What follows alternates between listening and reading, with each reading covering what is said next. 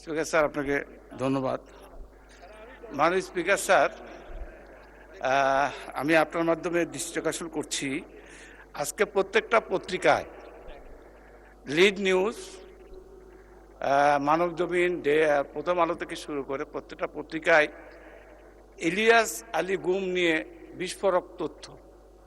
মাননীয় স্পিকার, আমি আজকে মানবজমিনের হেডলাইন, ইলিয়াস আলী গুম নিয়ে বিস্ফোরক তথ্য বনানী থেকে তুলে নেওয়া হয় র্যাব 1 সদর দপ্তরে, লাশ ফেলা হয় ধলেশ্বরীতে।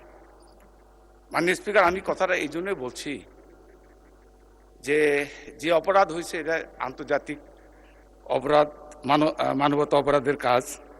তো আমি আপনার দৃষ্টি আকর্ষণ করছি এই জন্যই, আপনি জানেন ইলিয়াস আলী আপনার সহকর্মী ছিল, আমার বন্ধু ছিল, তার সাথে অনেক স্মৃতি জড়িত। আজকে যদি ইলিয়াস বেঁচে থাকতো, এখানে যারা আমরা এমপি বা সংসদ সদস্য, আমরা সবাই কিন্তু একসঙ্গেই এই পার্লামেন্টে থাকতাম। মাননীয় স্পিকার, তো আমরা পত্রিকার মাধ্যমে যেটুকু জেনেছি, 2012 সালের 17ই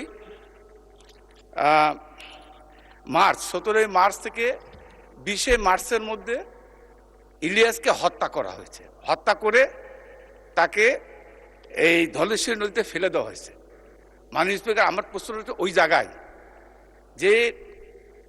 যে কত মানুষ নিষ্ঠুর হলে এই কাজটা করতে পারে। আমার মনে হয় পৃথিবীর সমস্ত ইতিহাস মানে কি বলবো ফেল করবে। কারণ শেখ হাসিনা যে কি ধরনের অভিনেত্রী ছিলেন, তার নির্দেশ ছাড়া যেরকম ইলিয়াস আলী গুম হয় নাই, তার নির্দেশ ছাড়া ইলিয়াস আলীকে হত্যা করা হয়নি। মাননীয় স্পিকার, শেষ করেন। 21 তারিখে তার স্ত্রী এই পার্লামেন্টে অবস্থান বসা, দয়া করে বসুন। আমি মাননীয় স্পিকার শেষ করে দেবো। তার শিশু সন্তান তার সঙ্গে দেখা করতে গিয়েছে, তাদেরকে সে আশ্বস্ত করেছে যে ইলিয়াসকে খুব তাড়াতাড়ি ফেরত পাঠানোর ব্যবস্থা করবে। মাননীয় স্পিকার, আমি এই কথাটা এই জন্য বলতে চাই। Thank you.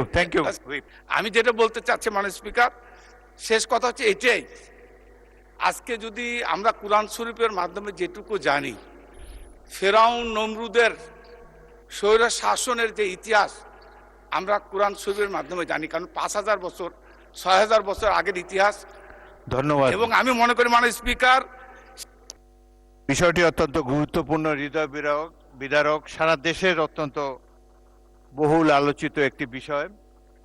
জনাব ইলিয়াস আলীর সহধর্মিণী মাননীয় সংসদ সদস্য, তিনি এখানে উপস্থিত রয়েছেন, তিনিও বিষয়টি সংসদে একবার উত্থাপন করেছেন।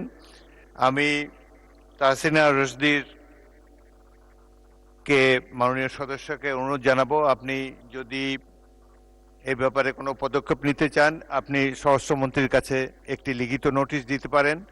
তাছাড়া এই ধরনের একটা গুরুত্বপূর্ণ বিষয়ের ফয়সলা করার জন্য আন্তর্জাতিক তহবিল ইতিমধ্যে সিমিলার কতগুলো ঘটনায় তারা ব্যবস্থা নিচ্ছে।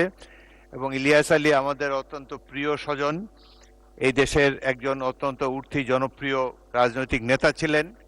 তার হত্যাকাণ্ড এভাবে আনপানিশ যাবে না, এই ব্যাপারে নিশ্চয়ই এই সংসদ এবং মাননীয় স্বরাষ্ট্রমন্ত্রী সবাই গুরুত্বপূর্ণ ভূমিকা রাখবেন।